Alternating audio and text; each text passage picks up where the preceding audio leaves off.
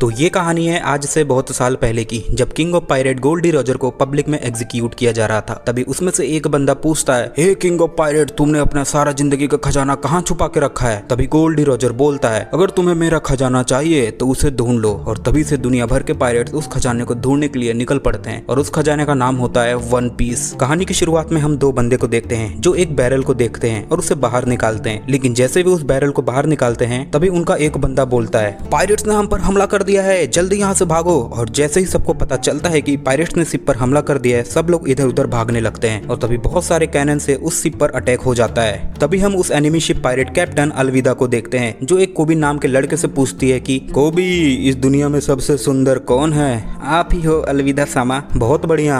और उसी हमले के दौरान वो बैरल घूमते हुए किचन में चला जाता है और इसके बाद अलविदा के सारे पायरेट रस्सी से लटकते हुए उस पैसेंजर शिप पर चले जाते हैं। लेकिन वहाँ पर कोबी उस पैसेंजर शिप पर जाने में बहुत ज्यादा घबरा रहा होता है। क्या रे कोबी, तू उस पैसेंजर शिप पर क्यों नहीं जा रहा है? तभी अलविदा कोबी के पिछवाड़े पर लात मार के उसे शिप पर भेज देती है। हम तुम्हारी जान नहीं लेंगे, पर अगर किसी ने चालाकी करने की कोशिश की तो हम उसे खत्म कर देंगे। और ये सब बातें ये ऑरेंज बालों वाली लड़की सुन रही होती है और तभी वो रस्सी से लटक कर उस एनिमी शिप पर चली जाती है ताकि उसका सारा खजाना लूट सके। और वहीं किचन में कोबी उस बैरल को ढंगलाते हुए कहीं लेकर जा रहा होता है। तभी वहाँ 3 पायरेट्स आ जाते हैं। क्या रे कोबी, तू फिर से चुप गया? नहीं, मैं तो ये अल्कोहल का बैरल अलविदा सामा के पास लेके जा रहा हूँ। तू कहीं नहीं जा रहा है और अगर तूने ये अलविदा सामा को बताया तो तू बहुत पछताएगा, समझा क्या? जी सर। तभी उसमें से एक बंदा उस बैरल को खोलने लगता है, लेकिन उसमें से एक बंदा बाहर निकलता है और उसका हाथ उस पायरेट को लग जाता है जिससे कि वो बेहोश हो जाता है। तभी उसके साथ ही पायरेट्स लूफी पर अटैक करते हैं, लेकिन लूफी उन्हें हरा देता है जिससे कि वो तीनों पायरेट डर जाते हैं और वहाँ से भाग जाते हैं। तभी लूफी को भूख लग रही होती है और वो किचन में एप्पल खाने चला जाता है। वैसे लूफी, तुम यहाँ पर कैसे आए? जरा सर, मैं एक तूफान में फंस गया था, इसलिए मैं इस बैरल में छुप गया था। वैसे कोबी, तुम यहाँ पर किस लिए आए हो? क्या तुम भी एक पायरेट हो? फिर कोबी बताता है कि जरा सर, मैं एक बोट में कहीं जा रहा था, तभी अलविदा पायरेट्स ने मुझे पकड़ लिया था और तब से मैं इन लोगों का गुलाम हूँ। अच्छा लूफी, वैसे तुम्हारा सपना क्या है? मेरा सपना तो है किंग ऑफ पायरेट बनना। और कोबी ये सुनकर बहुत ज्यादा हैरान हो जाता है। तुम्हें मालूम है, अगर तुम्हें किंग ऑफ पायरेट बनना है तो तुम्हें वो वन पीस नाम के खजाने को ढूंढना पड़ेगा। तभी लूफी बोलता है, मुझे पता है, लेकिन ये मेरा बचपन से सपना है और वो है किंग ऑफ पायरेट बनना। और ये सपना पूरा करते करते अगर मेरी जान भी चले जाए तो मुझे कोई अफसोस नहीं होगा। फिर लूफी वहाँ से जाने लगता है। फिर कोबी जमीन पर बैठकर बोलता है, क्या तुम्हें लगता है कि मैं नेवी ज्वाइन कर पाऊंगा? क्योंकि मेरा बचपन से सपना है उन बुरे लोगों को पकड़ना। मैं पूरी जिंदगी अलविदा के कैद में नहीं रह सकता। तभी वहाँ पर एक जोरदार धमाका होता है और वहाँ अलविदा आ जाती है और लूफी को देखती है। कोबी, इस दुनिया में सबसे सुंदर कौन है? आप ही हो अलविदा सामा। वैसे कोबी, ये मोटी औरत कौन है? और ये बात सुनते ही अलविदा लूफी पर अटैक कर देती है, लेकिन लूफी उसके चंगुल से बच जाता है और कोबी को लेकर ऊपर चढ़ जाता है और वहाँ उसके पंतर लूफी पर अटैक कर देते हैं, लेकिन लूफी उन सबको एक एक करके हरा देता है। लेकिन तभी बहुत सारे पायरेट्स उसके ऊपर एक साथ हमला कर देते हैं। तभी लूफी भागते भागते अपना हाथ लंबा कर लेता है। जरा सा दोस्तों, लूफी ने एक गम नाम का एक डेविल फ्रूट खाया होता है जिससे कि उसका पूरा बॉडी रबर का बन चुका है। तभी लूफी अपने डेविल फ्रूट का पावर इस्तेमाल करके सभी पायरेट्स को एक एक करके हरा देता है। फिर वहाँ अलविदा आती है। क्या रे बच्चे, तूने डेविल फ्रूट खाया है? हाँ, मैंने गम फ्रूट खाया है। लूफी, हमें यहाँ से भाग जाना चाहिए, ये बहुत ज्यादा खतरनाक है। तभी कोबी को लूफी की बात याद आती है कि कैसे उसने अपने सपनों के लिए सब कुछ सेक्रीफाइस कर दिया है। और फिर कोबी जोर से अलविदा को सबके सामने मोटी मेंढक बोल देता है जिससे कि अलविदा बहुत ज्यादा गुस्सा हो जाती है और वो कोबी पर अटैक कर देती है। लेकिन उसका अटैक लूफी अपने सर पर ले लेता है, लेकिन उसे कुछ भी नहीं होता क्योंकि उसका पूरा बॉडी रबर का होता है। फिर लूफी अपना हाथ लंबा करके गम पिस्तल का यूज करके अलविदा को मारता है और अलविदा दूर फेंका जाती है और लूफी उसे हरा देता है। फिर लूफी कोबी के साथ एक बोट में नीचे आ जाता है और वो ऑरेंज बालों वाली लड़की भी वही होती है जो अलविदा पायरेट्स का सारा खजाना ली होती है। और फिर लूफी और कोबी अपने नए सफर पर निकल जाते हैं। लूफी कोबी से पूछता है, तुम जोरो को जानते हो क्या? कहीं तुम उस पायरेट हंटर की बात तो नहीं कर रहे हो? हाँ, उसी की। तुम जानते नहीं वो कितना खतरनाक है? अरे मैं जानता हूँ यार, मैं सोच रहा हूँ कि उसे अपने टीम में ले लूँ। इसके बाद वो लोग अब नेवी बेस सिटी में पहुंच जाते हैं जहाँ पर पायरेट हंटर जोरो रहता है। फिर कोबी लूफी से बोलता है, क्या तुम सच में पायरेट हंटर जोरो को अपने टीम में लेने वाले हो? हाँ, तो इसमें कौन सी बड़ी बात है, तुम्हारा दिमाग तो ठीक है। वो बहुत खतरनाक आदमी है, वो एक इंसान की शक्ल में एक राक्षस है। इसके बाद लूफी एक बंदे से पूछता है कि जोरो को कहाँ रखा गया है और ये बात सुनते ही सब उससे दूर भागने लगते हैं। इसके बाद वो लोग वहाँ पहुंच जाते हैं जहाँ जोरो को बांध कर रखा गया होता है और दोनों अपने सामने जोरो को देखते हैं जिसे एक लकड़ी से बांध के रखा गया होता है। क्या मैं इसे जाके खोल दूं? तू पागल वागल है क्या? अगर तूने उसे खोला तो तुझे जान से मार देगा।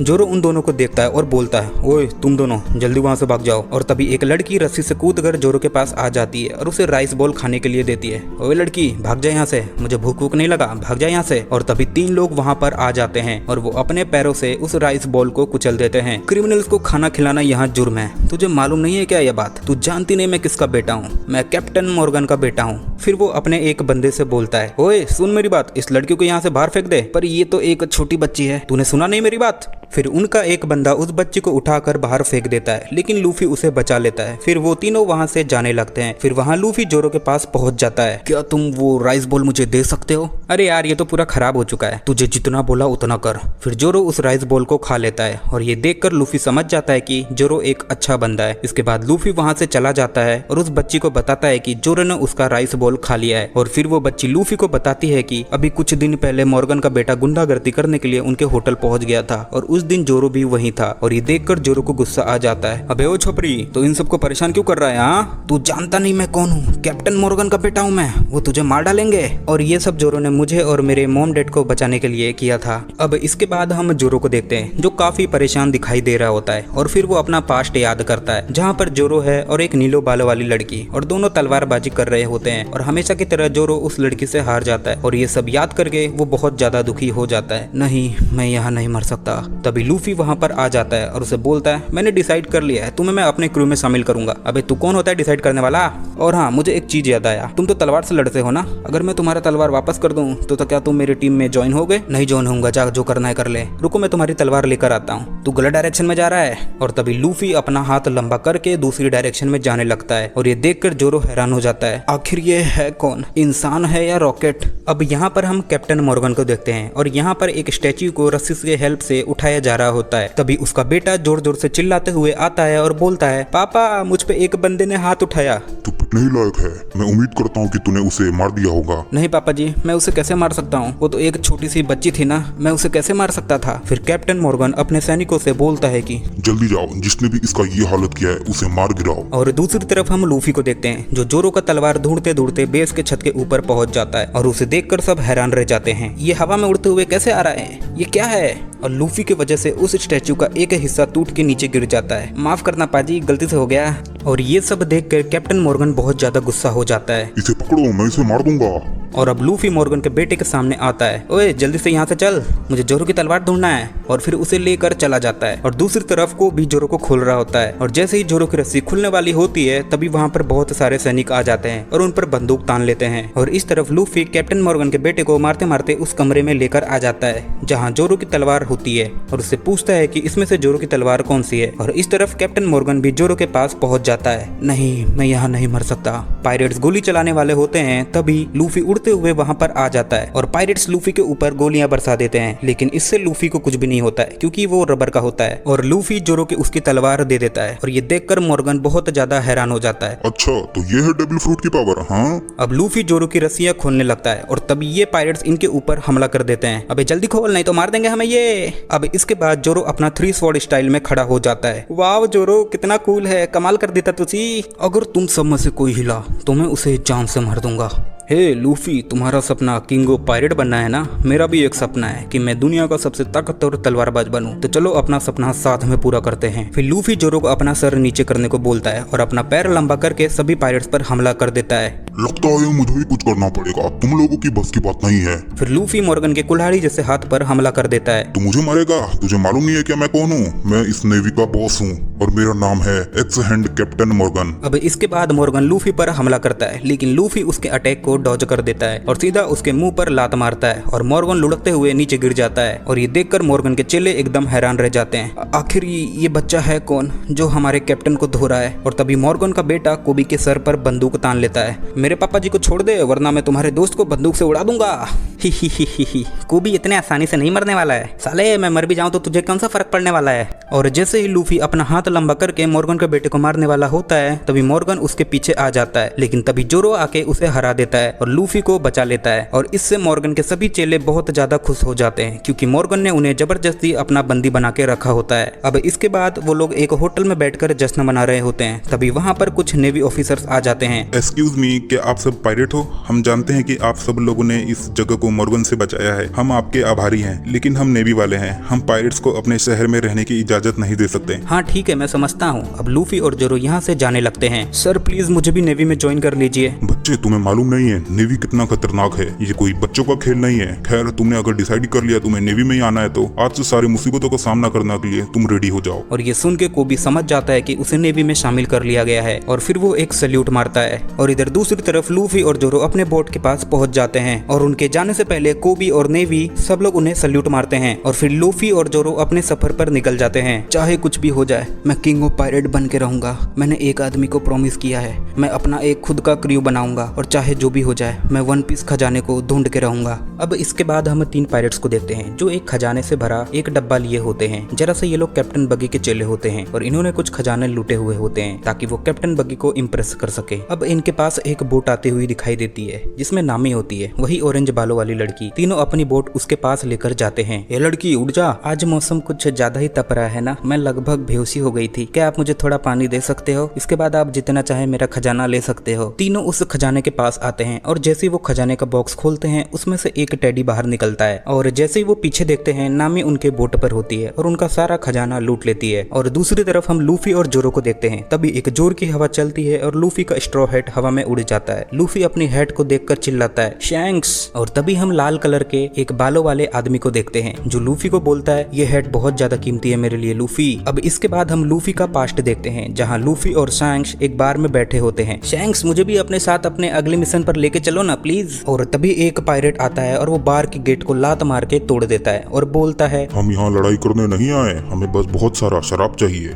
माफ करना, हमारे पास तो शराब खत्म हो गई है। ए बडी, हमें माफ करना, सारी शराब हमने खत्म कर दी और ये आखिरी बोतल है, इसे हमने अभी तक खोली नहीं है, अगर तुम चाहो तो ये बोतल ले सकते हो। और तभी वो पायरेट उस बोतल को एक मुक्का मार के अपने हाथों से तोड़ देता है। मेरे सिर पर 8 मिलियन बाउंटी है और एक बोतल से मेरा क्या होगा? और वो सारे ड्रिंक्स के बोतल को तोड़ देता है और वहाँ से जाने लगता है। सब के सब डरपोक है यहाँ पर। और ये सब देखकर लूफी बहुत ज्यादा गुस्सा हो जाता है, सर लगी तो नहीं आपको? और तभी शांक्स हंसने लगता है और उसके सारे क्रू मेंबर्स भी उसे देखकर बहुत जोर जोर से हंसने लगते हैं। तभी लूफी गुस्से में बोलता है तुम सब खुद को पायरेट्स बोलते हो? हाँ, वो आदमी तुम लोग के मुंह पर बेइज्जती करके चला गया, गुस्सा मत हो लूफी। और गुस्से में लूफी पास में पड़ा एक फ्रूट खा लेता है। तुम क्या खा रहे हो लूफी? कहीं तुमने वो पास में पड़ा फ्रूट तो नहीं खा लिया? बाहर निकाल उसे, जो तुमने अभी खाया उसे गमगम फ्रूट बोलते हैं और वो एक डेविल फ्रूट है, अब तुम जिंदगी भर स्विमिंग नहीं कर पाओगे। लगता है इसका बॉडी रबर का बन गया है। अब अगले दिन लूफी उस आदमी के पास जाता है जिसने उस दिन सांक्स की बेइज्जती की थी और वो उसे सांक्स से माफी मांगने के लिए बोलता है। और तभी उस शहर का मेयर वहाँ पर पहुंच जाता है। सर मैं नहीं जानता इस बच्चे ने क्या किया है, पर इसने जो भी किया है प्लीज आप इसे छोड़ दो, मैं आपसे हाथ जोड़ के विनती करता हूँ। मेयर आपको इससे माफी मांगने की कोई जरूरत नहीं है। और तभी हम देखते हैं कि शैंक्स और उसका पूरा का पूरा क्रू वहाँ पर पहुंच जाता है। अच्छा, तो अब डरपोक लोग भी यहाँ पहुँच चुके हैं। हाँ, और तभी उस पायरेट का एक बंदा शैंक्स के ऊपर बंदूक तान के खड़ा हो जाता है, लेकिन तभी शैंक्स का एक क्रूमेट अपने बंदूक से उसे उड़ा देता है। तुमने उस दिन मेरे ऊपर शराब गिराई, मैंने कुछ नहीं बोला,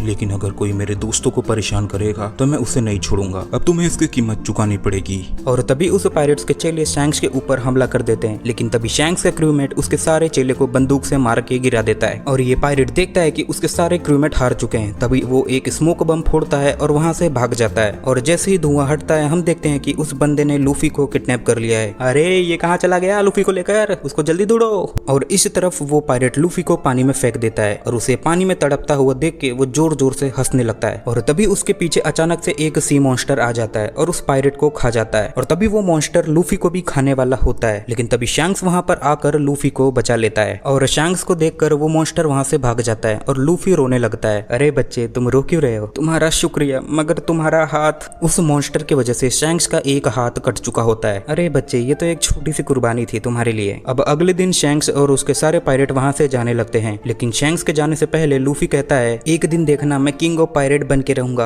और उस वन पीस खजाने को ढूंढ के रहूंगा। अच्छा बच्चे तुम हमें सरपास करोगे? और शैंक्स लूफी के सर के ऊपर अपना टोपी रख देता है। ठीक है बच्चे, आज से ये टोपी तुम्हारी है और तुम्हें इस टोपी का ख्याल रखना है। अलविदा लूफी। और लूफी ये सब सुनकर रोने लगता है और जाते वक्त शांक्स अपने मन में सोचता है, लूफी मुझे तुम पर पूरा भरोसा है, एक दिन तुम किंग ऑफ पायरेट जरूर बनोगे। और अब हम वापस प्रेजेंट में देखते हैं और लूफी उस स्ट्रॉ हैट को वापस पहन लेता है और यहाँ जोरो को भूख लग रही होती है। तभी लूफी अपना हाथ एक्सटेंड करके एक चिड़िया के ऊपर पहुंच जाता है, लेकिन वो पक्षी काफी बड़ी होती है और लूफी उसके चोंच में फंस जाता है। अरे लूफी, तू पागल वागल है क्या? तुझे मालूम नहीं है क्या ये पक्षी कितनी बड़ी है? अब मुझे तुझे बचाना पड़ेगा।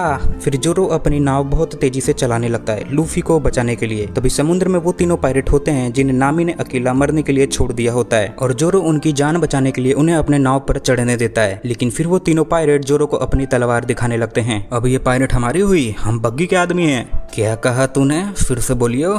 पर जैसे ही उन्हें पता चलता है कि ये पायरेट हंटर जोरो है, अरे बड़े भैया आप हमें माफ करना, हमने तो आपको पहचाना ही नहीं। हाँ ठीक है, पर ये कैप्टन बग्गी कौन है? अरे सर, आपको कैप्टन बग्गी के बारे में नहीं पता? उनके पास डेविल फ्रूट की ताकत है और वो बहुत खतरनाक है। और फिर हम नामी को देखते हैं जो एक मैप लेकर भाग रही होती है और कुछ पायरेट उसका पीछा कर रहे होते हैं। फिर हम कैप्टन बग्गी को देखते हैं जो देखता है कि लूफी किसी पंछी के चोंच के अंदर फंसा है। कैप्टन बग्गी, क्या हम इसे उड़ा दें? हाँ, जितना जल्दी हो सके इसे नीचे गिरा दो।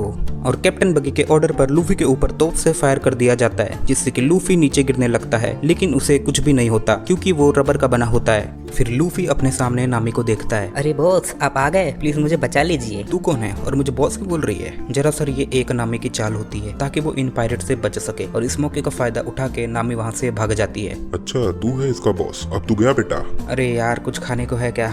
और तभी एक बंदा लूफी के सर पर एक पंच मारता है जिससे कि लूफी की हैट हवा में उड़ जाती है और इससे लूफी को बहुत ज्यादा गुस्सा आ जाता है और उसे एक जोरदार पंच मारता है। अगर तुम लोगों ने मेरे हैट को दोबारा टच किया तो मैं तुम्हें जान से मार दूंगा। फिर लूफी अपना हाथ लंबा करके गमागम पिस्टल का यूज करके उन सभी पायरेट्स को हरा देता है और ये सब नामी एक छत के ऊपर से देख रही होती है। क्या बात है, तुमने तो इन्हें एक ही बार में हरा दिया। मेरा नाम नामी है, क्या तुम मुझे अपनी टीम में ले सकते हो? नहीं, तेरे जैसे फालतू लड़की की मुझे जरा भी जरूरत नहीं है। फिलहाल तो मुझे बहुत भूख लगी है यार। अच्छा ऐसी बात है, तो मैं तुम्हें खाना खिला सकती हूँ। क्या सच में? फिर यहाँ हम कैप्टन बग्गी के अड्डे पे देखते हैं और इनका एक बंदा इसे बताता है कि इनका एक मैप एक लड़की चुरा के भाग गई है। तभी कैप्टन बग्गी का एक बंदा गलती से उसकी नाक का मजाक उड़ा देता है क्योंकि उसका नाक एकदम गोल मटोल और किसी जोकर जैसा है। क्या कहा तूने? फिर से कहियो जरा। भाई साहब, आज तो ये नहीं बचेगा। और तभी कैप्टन बग्गी उसे बिना हाथ लगाए उसे हवा में उसकी गर्दन पकड़ लेता है। माफ करना कैप्टन बग्गी, आगे से ऐसा नहीं होगा। और फिर कैप्टन बग्गी उसे माफ कर देता है। और यहाँ नामी लूफी को एक बर्गर खिला रही होती है और उसे बताती है कि उसके पास ग्रैंड लाइन का नक्शा है जहाँ पर वो वन पीस खजाने को छुपा के रखा गया है। क्या बात है, तुम्हें नक्शा देखने आता है? हाँ मुझे आता है, मैं एक स्किल्ड नेविगेटर हूँ। क्या बात है, हमें एक और क्रू मेंबर मिल गया। मैं तो तुम्हें अपनी टीम में लूंगा। फिर नामी खिड़की के बाहर देखती है जहाँ पे वो लोग नामी को ढूंढ रहे होते हैं क्योंकि उसने कैप्टन बग्गी का ग्रैंड लाइन का मैप चुराया होता है। फिर नामी अपना दिमाग लगाती है। ठीक है, मैं तुम्हारा क्रू ज्वाइन करने के लिए तैयार हूँ,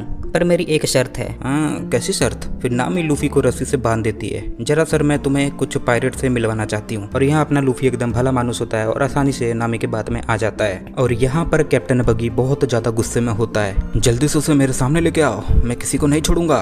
और तभी नामी लूफी को लेके वहाँ आ जाती है और नामी कैप्टन बग्गी का मैप लौटा देती है और बोलती है कि लूफी ने इस मैप को चुराया था। और ये देखकर बग्गी बहुत ज्यादा खुश हो जाता है। क्या मैं आपका क्रू ज्वाइन कर सकती हूँ प्लीज? ठीक है, आज से तुम मेरे क्रू में हो। यस, इन्हें बुद्धू बनाना कितना आसान होता है। इसके बाद मैं इनका सारा सामान लूट लूंगी। और फिर लूफी को एक पिंजरे में बंद कर देते हैं और यहाँ ये सभी लोग नामी के आने की खुशी में पार्टी कर रहे होते हैं। और फिर कैप्टन बग्गी बोलता है, आज मैं बहुत ज्यादा खुश हूँ, मेरा स्पेशल बग्गी बॉल लाया जाए। और तभी इसका एक बंदा बग्गी बॉल को लेकर आता है। नामी को कुछ समझ नहीं आ रहा होता है कि आखिर ये बग्गी बॉल है क्या। और तभी इस बग्गी बॉल को एक तोप के अंदर भरा जाता है और जैसे ये तोप को चलाया जाता है तभी एक बहुत बड़ा धमाका होता है और इससे टाउन में सभी के सभी घर तबाह हो जाते हैं। जोरो भी इस धमाके को नोटिस करता है। बहुत बढ़िया, अब मैं इस बग्गी बॉल से और मेरे डेविल फ्रूट के ताकत से ग्रैंड लाइन को कनक्योर करूंगा। अरे नहीं नहीं, ये काम मैं करूंगा। अरे सर, ये थोड़ा नादान है, इसके बस की कुछ भी नहीं है। हाँ तो ठीक है, अगर तुम्हें अपना वफादारी साबित करनी है तो इस लूफी को मेरे बग्गी बॉल से उड़ा दो। और बग्गी जबरदस्ती नामी को माचिस पकड़ा देता है और उसके सारे पायरेट्स उसे चेहर अप करने लगते हैं। लगा दो, फूंक दो, ये बचना नहीं चाहिए, चक दे फट्टे, ओए कुड़िया जल्दी कर। लेकिन नामी ये सब करने को रेडी नहीं होती है। तभी बग्गी का एक क्लाउन नामी के हाथ से माचिस लेकर उस तोप में आग लगा देता है और नामी को ये सब बर्दाश्त नहीं होता और अपने जेब से एक डंडा निकालकर उस क्लाउन को घायल कर देती है। नामी, ये तूने क्या किया? प्लीज मुझे माफ करना। और यहाँ लूफी बहुत ज्यादा घबरा जाता है क्योंकि उसके ऊपर एक तोप चलने वाला होता है। अरे यार, कोई पानी लेकर आओ, मैं मरना नहीं चाहता। और तभी नामी उस तोप की रस्सी को अपने हाथों से पकड़कर उसे बुझा देती है, पर इससे नामी का हाथ जल जाता है और वो बहुत जोर से चिल्लाती है और ये देखकर लूफी हैरान हो जाता है कि नामी उसके लिए कितना कुछ कर रही है। दर्द हो रहा है। और तभी बग्गी के पायरेट्स नामी पर हमला करने वाले होते हैं। तभी वहाँ पर जोरो आ जाता है और नामी को बचा लेता है। सारे मिलकर एक लड़की पर हमला कर रहे हो, शर्म नहीं आती तुम्हें? तुम सब कैसे मर्द हो? हे ऑरेंज बाली वाली लड़की, कहीं तुम्हें चोट तो नहीं लगी? नहीं, मैं ठीक हूँ, मुझे कुछ नहीं हुआ। और सभी पायरेट्स जोरो को देखकर डर जाते हैं। फिर जोरो अपने मुंह में और हाथ में तलवार ले लेता है। मेरे आगे तुम्हारा ये 3 स्टाइल काम नहीं करने वाला। और तभी जोरो कैप्टन बग्गी का एक हाथ और एक पैर काट देता है और कैप्टन बग्गी के सारे चेले हंस रहे होते हैं क्योंकि जोरो के पेट के अंदर किसी ने तलवार घुसा दी होती है। और जैसे ही जोरो पीछे मुड़ के देखता है, एक कटा हुआ हाथ हवा में उड़ रहा होता है। वो हाथ कैप्टन बग्गी के पास चला जाता है और जुड़ जाता है। भाई साहब, क्या एबिलिटी है इसकी? मेरे पास चॉप चॉप डेविल फ्रूट का ताकत है। साले बड़ी नाक वाले, चीटिंग की है तूने उस पर पीछे से हमला किया है। अरे लूफी बेवकूफ, उसके नाक के बारे में क्यों बोल रहा है तू? मरेगा तू। फिर बग्गी तलवार से लूफी पर हमला करता है, लेकिन लूफी उसके तलवार को अपने मुंह से रोक लेता है। जोरो यहाँ से भाग जाओ। और जोरो कैप्टन बग्गी से लड़ना शुरू कर देता है और लड़ते लड़ते वो पीछे चला जाता है उस तोप के पास। ओए डरपोक, भागता कहाँ है? आके मेरा सामना कर। जोरो उस तोप के पास जाता है और अपने हाथों से उठाकर उस तोप को कैप्टन बग्गी के सामने रख देता है और नामी उस तोप पर आग लगा देती है, जिससे कि एक बहुत बड़ा धमाका होता है और कैप्टन बग्गी मारा जाता है। जोरो लूफी को लेकर जाने लगता है। लूफी, ये लड़की कौन है? ये एक नेविगेटर है और ये हमें रास्ता दिखाएगी ग्रैंड लाइन तक का। और जोरो का बहुत सारा खून बह रहा होता है और तभी हम कैप्टन बग्गी को देखते हैं जो मरा नहीं होता है। इन्हें क्या लगा मैं अपने तोप से मारा जाऊंगा? हाँ मोजी, क्या तुम यहीं पर हो? हाँ सर, मैं यहीं पर हूँ। अगर आप बुरा ना माने तो क्या मैं जोरो का सर आपके लिए लेकर आऊँ? हाँ, ये बहुत ही अच्छा होगा, जाओ लेकर आओ। जोरो बहुत मुश्किल से लूफी को ले जा रहा होता है। तभी नामी को याद आता है कि इस पिंजरे का चाबी उसके पास ही है और जैसे ही वो उसे बाहर निकालती है, एक डॉगी उस चाबी को खा जाता है और ये देख के लूफी बहुत ज्यादा गुस्सा हो जाता है। साले तेरी वजह से मैं फंस गया, वापस दे उसे। तभी वहाँ उस टाउन का मेयर आ जाता है और बोलता है, चोचो को परेशान मत करो। मेयर देखता है कि जोरो बहुत ज्यादा जख्मी है। फिर वो उसका पट्टी वट्टी करता है और उसे सुला देता है। फिर मेयर लूफी और नामी से मिलता है। फिर वो उन्हें बताता है कि इस कुत्ते का नाम चोचू है और ये जो तुम्हारे पीछे दुकान है ये उसका 24 घंटा रक्षा करता है, पर ये दुकान का मालिक मर चुका है और ये कुत्ता आज तक उसका इंतजार में यहाँ बैठा हुआ है। और ये सुन के लूफी बहुत ज्यादा दुखी हो जाता है और तभी वहाँ पर मोजी पहुंच जाता है। अरे ये तो मोजी है, बीच टिमर मोजी, भागो। और तभी लूफी के सर के ऊपर बहुत बड़ी परछाई आ जाती है। मेरा नाम है मोजी और मैं कैप्टन बग्गी की टीम का मेंबर हूँ। और ये मोजी एक शेर के ऊपर बैठा होता है। मुझे बस ये बताओ कि जोरो कहाँ पर है, मैं उसका सिर काटना चाहता हूँ। लेकिन लूफी बताने से मना कर देता है कि जोरो कहाँ पर है। और तभी मोजी का लायन लूफी के ऊपर हमला कर देता है। चोचो मोजी से बुरी तरह पिट रहा होता है। चोचो अपने मालिक से बहुत ज्यादा प्यार करता था, उसके हर काम में उसका मदद करता था, चाहे वो गाड़ी खींचने में हो, खाना बनाने में हो, हर चीज में अपने मालिक के साथ देता था और अपने मालिक से बहुत ज्यादा प्यार करता था। इसलिए मरते दम तक वो अपने मालिक की दुकान की रक्षा करने के लिए डटा रहता था। चोचो खून में लथपथ होता है और मोजी चोचो के मालिक का दुकान जला के वहाँ से चला जाता है। मोजी जोरो को पूरे शहर में ढूंढने लगता है। तभी लूफी उसके सामने आ जाता है। मोजी लूफी पर हमला करता है, पर लूफी अपने हाथों को जलेबी की तरह घुमाकर उस शेर को मुंह को पकड़ लेता है और उस शेर को भी घुमाकर उसे पटक देता है। मैं तुमसे माफी मांगता हूँ, प्लीज मुझे माफ कर दो। तुम्हारे माफी मांगने से उस कुत्ते का घर और उसका मेमोरीज वापस नहीं आएगा और अभी मैं तुम्हें पिछवाड़े पर लात मारने वाला हूँ कि तुमने बहुत गलत किया। और उसे जमीन पर पटक देता है। और यहाँ चोचो बहुत ज्यादा दुखी हो जाता है क्योंकि उसके मालिक का आखिरी निशानी जा चुकी होती है। नामी चोचो को देखकर बहुत ज्यादा दुखी हो जाती है। आखिर वो भी एक पायरेट था और तुम भी एक पायरेट हो। उस कुत्ते का सब कुछ चला गया, काश वो मुझे तुम्हें खा जाता। तुम पायरेट्स में बिल्कुल भी दया नहीं होती है। और लूफी चोचो को पेट फूड देता है उसके मालिक की आखिरी निशानी पर। माफ करना दोस्त, बस मैं इतना ही बचा पाया। और चोचो उस पेट फूड को लेकर वहाँ से चला जाता है। गुड लक दोस्त, तुम्हारा सफर बहुत बढ़िया रहे। नामी ये देखकर बहुत खुश हो जाती है कि लूफी एक अच्छा बंदा है, भाई इतना बुरा भी नहीं है वो बाकी पायरेट्स की तरह। और इस तरफ मोजी कैप्टन बग्गी के पास आ जाता है। माफ करना, मैं उसे हरा नहीं पाया। तेरे से ये उम्मीद नहीं थी मुझे, तू एक बच्चे से पिट गया। हाँ, बग्गी बॉल्स को तैयार किया जाए, अब मुझे ही कुछ करना होगा। स्पेशल बग्गी बॉल का यूज करके चारों तरफ तबाही मच जाती है और ये तीनों भी इस धमाके को नोटिस करते हैं। अरे शिट, उस घर में तो जोरो सो रहा था, लगता है जोरो इस धमाके से नहीं बचा होगा। तभी हम देखते हैं कि जोरो जिंदा होता है। अरे जोरो, तुम जिंदा हो, शुक्र है। 40 साल लगे मुझे इस टाउन को बनाने में, किसी ऐरे गहरे को मैं इसे तबाह नहीं करने दूंगा। अब वो कैप्टन बग्गी नहीं बचेगा। अरे रुक जाओ, तुम एक बूढ़े इंसान हो, तुम कुछ नहीं कर पाओगे। लेकिन वो मेयर किसी की बात नहीं मानता और बग्गी को मारने चला जाता है। अरे नामी यार, कुछ नहीं होगा उसे, तुम चिंता मत करो। लूफी, मैं भी तुम्हारे साथ चलूंगा। और यहाँ इस तरफ कैप्टन बग्गी की सेकंड बग्गी बॉल तैयार हो चुकी है। तभी मेयर वहाँ पर पहुंच जाता है। बग्गी द जोकर, बाहर आ, हिम्मत है तो मुझसे लड़। लगता है ये बुढ़ा सटिया गया है। फिर बगी अपने कटे हुए हाथों से मेयर का गला दबाने लगता है और बगी बॉल को चलाने का आदेश देता है और तभी लूफी आके मेयर को बचा लेता है। और अब मैं तेरे पिछवाड़े पर एक लात मारूंगा जैसा कि मैंने वादा किया था। तेरी ये सब बोलने की हिम्मत कैसे हुई, अब मैं तुझे बताता हूँ। मेयर बहुत ज्यादा गुस्से में होता है और उसे मारने के लिए आगे बढ़ता है। तभी लूफी मेयर के सर पर एक जोरदार हमला करके उसे बेहोश कर देता है। साले ये क्या कर दिया तूने, हमारी टीम का था ये। अरे यार नामी, मैंने ये सब इनके भलाई के लिए किया है। हाँ लूफी, अच्छा किया तूने। वैसे भी ये कैप्टन बगी से भिड़ता तो मारा जाता। पर साले इसके सर पर कौन मारता है, कहीं और मार देता। हाँ माफ करना। हे बड़ी नाक वाले कैप्टन बगी। कैप्टन बगी ये सब सुन के बहुत ज्यादा गुस्सा हो जाता है और उसके सारे क्रू मेंबर उसके ऊपर हंसने लगते हैं। लूफी पागल है तू, मारा जाएगा साले। कैप्टन बगी अपने स्पेशल बगी बॉल को तैयार करता है। तो ये भड़क चुका है। हाँ तुम लोग यहाँ से निकलो, मैं इसे देखता हूँ। कैप्टन बगी अपने स्पेशल वेपन से अटैक करता है पर तभी लूफी अपना पेट को गुब्बारे जैसा फुला लेता है और बगी के स्पेशल बॉल को उसी की तरफ फेंक देता है। पीछे नामी ये सब देखकर बहुत ज्यादा परेशान हो रही होती है। तू पागल वागल है क्या बे लूफी। लगता है इस अटैक से इसका सारा क्रू उड़ चुका है और कैप्टन बगी भी। और हम देखते हैं कि कैप्टन बगी अभी मरा नहीं है। वो अपने 2 पायरेट को शील्ड की तरह यूज करके बच जाता है और मोजी भी जिंदा होता है। अरे यहाँ पर क्या हो रहा है, मैं जिंदा हूँ। हे कैप्टन बगी, यही है बंदा, इससे बच के रहना, ये बहुत खतरनाक है। ये रबर का बना है, इसके पास भी डेविल फ्रूट की पावर है। और तभी काबाजी नाम कर एक और विलन भी वहाँ पर आ जाता है और उसे मोजी को लायन को पकड़ा होता है। तूने ये क्या हालत कर दी मेरे शेर की। अरे मैंने इसे बस शील्ड की तरह यूज किया, माफ करना मुझे। मोजी का शेर बहुत ज्यादा घायल हो चुका है और गुस्से में वो काबाजी के ऊपर हमला कर देता है और काबाजी इसे एक लात मार के उड़ा देता है और लगे हाथ लूफी भी इसे एक लात मारता है और मोजी दीवार में भिड़ कर बेहोश हो जाता है। काबाजी कैप्टन बगी के पास जाता है। सर मुझे एक मौका दीजिए प्लीज। तो ठीक है, तो अपना एक्रोबेट डांस दिखाओ इन सबको। और तभी काबाजी अपना साइकिल निकालता है और हाथ में एक तलवार लेकर लूफी की तरफ बढ़ता है और जैसे ही ये लूफी को मारने वाला होता है तभी वहाँ पर जोरो सामने आ जाता है। तो तुम तलवार से लड़ते हो? हाँ आओ मुझसे लड़ो। काफी खुशकिस्मत हूँ मैं जो तुमसे लड़ने का मौका मिला मुझे। रोरो नोआ जोरो।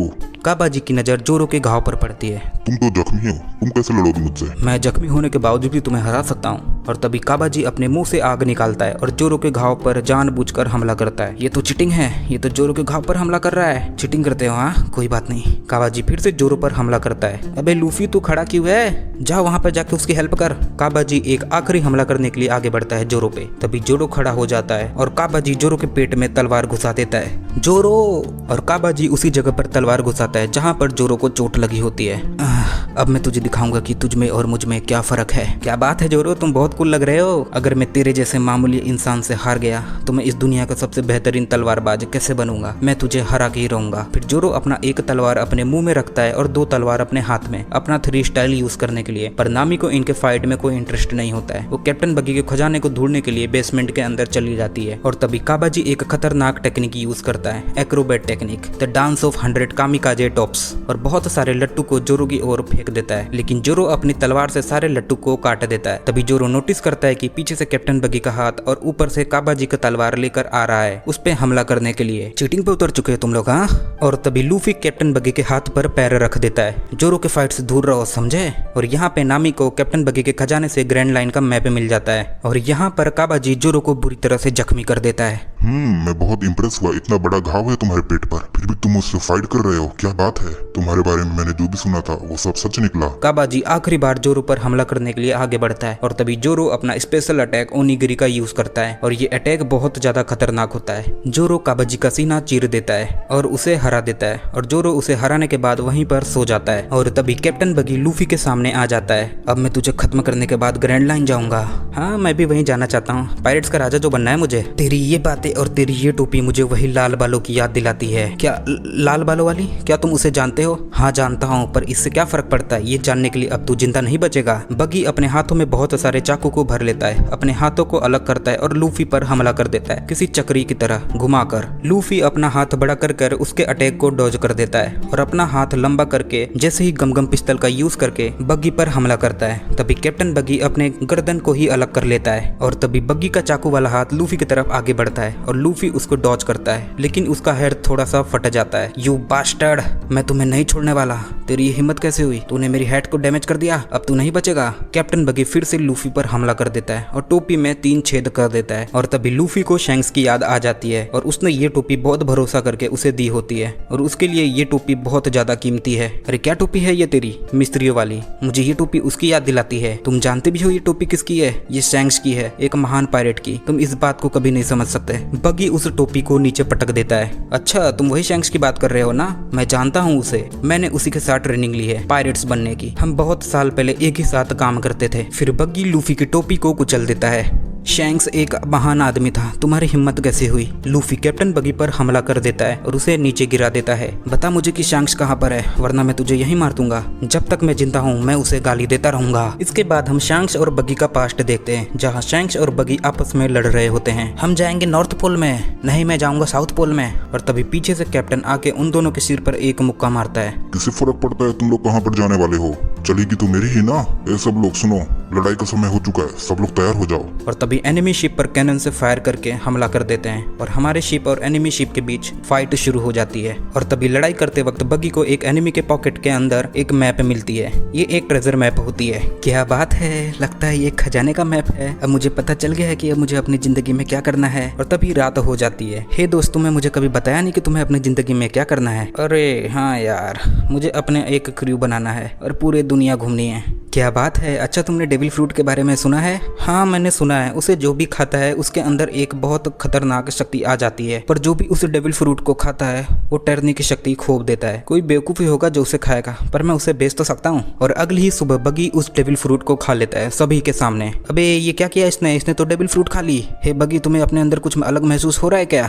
अरे नहीं यार, मुझे तो कुछ भी अलग नहीं लग रहा है। लगता है ये एक नॉर्मल फ्रूट है, कोई डेविल फ्रूट नहीं है। मुझे तो पहले से पता था ये डेविल फ्रूट कुछ नहीं होता है। थोड़ी देर बाद हम देखते हैं कि बगी ने असली फल को छुपा के रखा था और उसने सभी के सामने नकली फल खाया था। और वो इस डेविल फ्रूट को 100 मिलियन बेरीज में बेचेगा और अपना एक खुद का क्रू बनाएगा और उस ट्रेजर मैप की मदद से उस खजाने को ढूंढेगा। और तभी शैंक्स पीछे से आ जाता है। वो हड़बड़ी में उस डेविल फ्रूट को खा जाता है। हे बग्गी, की हालचाल? अरे तेरी हालचाल की ऐसी की तैसी, तेरी वजह से मैंने ये डेविल फ्रूट खा लिया है। और वो ट्रेजर मैप समुद्र के अंदर गिर जाता है और बग्गी उस मैप को बचाने के लिए पानी के अंदर कूद जाता है। और जैसे ही वो पानी के अंदर कूदता है वो नोटिस करता है कि उसका हाथ पैर काम नहीं कर रहा है और डेविल फ्रूट ने अपना असर शुरू कर दिया होता है और वो अपना स्विम करने का एबिलिटी भी खो देता है। हे बग्गी, तुम तैर क्यों नहीं रहे हो? तुम तो एक अच्छे स्विमर हो ना। और शैंक्स ये सब देखकर बहुत ज्यादा डर जाता है। बग्गी, और समुद्र के अंदर कूद जाता है बग्गी की जान बचाने के लिए। और हम वापस से प्रेजेंट में आ जाते हैं। हाँ तो शैंक्स ने तुम्हारी जान बचाई है? हाँ उसने बचाई है, पर मैं अब 10 साल लेट हो चुका हूँ। पानी में ही ना सही, पर मैं जमीन पर खजाना तो ढूंढ ही सकता हूँ। हे ऑरेंज बालू लड़की, मेरा खजाना वापस दे दे।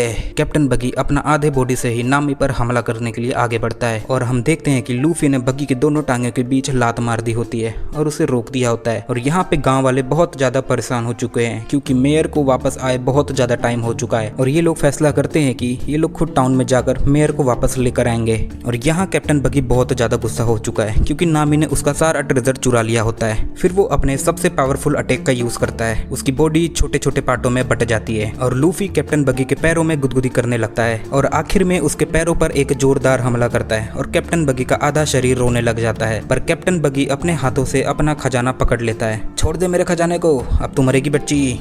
और तभी लूफी आकर कैप्टन बगी के अटैक को फेल कर देता है और कैप्टन बगी का सारा खजाना उस थैली के फटने की वजह से नीचे गिर जाता है। ए लूफी, शुक्रिया, तुमने मेरी जान बचाई।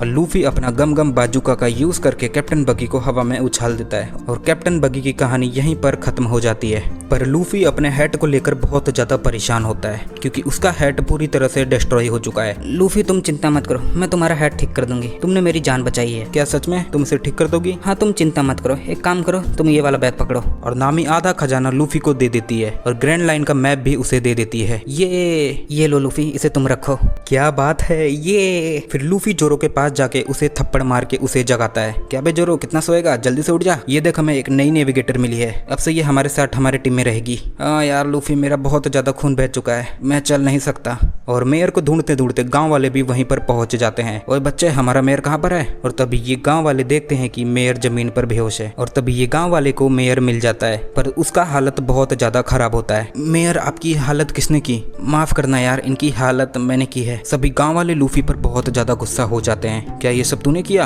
अब नहीं बचेगा तू। अबे लूफी, ये क्या बोल रहा है तू? अरे भाई साहब, ये हमने इनकी जान बचाने के लिए किया है। पर मुझे ऐसा क्यों लग रहा है कि तुम लोग पायरेट्स हो? नहीं, हम पायरेट्स नहीं है। हाँ हम पायरेट्स है, तो कोई तकलीफ है क्या इसमें? तुम पायरेट्स हो, तुमने हमारे मेयर को हमला किया, अब तुम नहीं बचने वाले हो। और ये सब सुन के जोरो बहुत ज्यादा हंस रहा होता है। अरे यार लूफी, तू भी कमाल करता है यार। यार। लूफी इतना ज्यादा सच बोलने की क्या जरूरत है तुझे? तू मरवाएगा किसी दिन हमें। और लूफी जोरो को अपने कंधे पर उठाकर भागने लगता है और सारे गांव वाले भी इन दोनों के पीछे भागने शुरू कर देते हैं। गांव वाले से बचने के लिए ये सभी लोग एक गली के अंदर से भागते हैं और तभी चोचो वहां पर आ जाता है और इन तीनों को आगे जाने देता है, लेकिन उन गांव वाले को रोक देता है। ओए डोगी, यहाँ से हट जा, वो लोग पायरेट्स हैं, वो लोग ने हमारे मेयर को परेशान किया है, हट जा चोचो, हमें जाने दे यार। लेकिन चोचो उन्हें आगे नहीं जाने देता और लगातार उन पर भोंकता रहता है और लूफी जाते जाते चोचो को थैंक यू बोलता है। चोचो तुम्हारा बहुत बहुत शुक्रिया। भागते भागते ये तीनों पायरेट्स वहां पर पहुंच जाते हैं और तभी वो तीनों पायरेट्स वहां पर आ जाते हैं जिन्हें नामी ने बेवकूफ बनाया था। ये लड़की, ये खजाना चुपचाप हमें दे दे।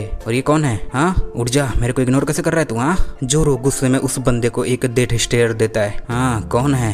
और जैसे ये तीनों देखते हैं कि ये जोरो है, ये तीनों बहुत बुरी तरह डर जाते हैं। अरे बड़े भैया, आप मुझे माफ करना, मेरी जुबान फिसल गई। और इस तरफ मेयर जाग जाता है और गांव वाले मेयर को बताते हैं कि वो तीनों बच्चे इन्हें मार के भाग गए थे। और मेयर ये सब सुन के बहुत ज्यादा परेशान हो जाता है। तूने उन्हें जाने क्यों दिया?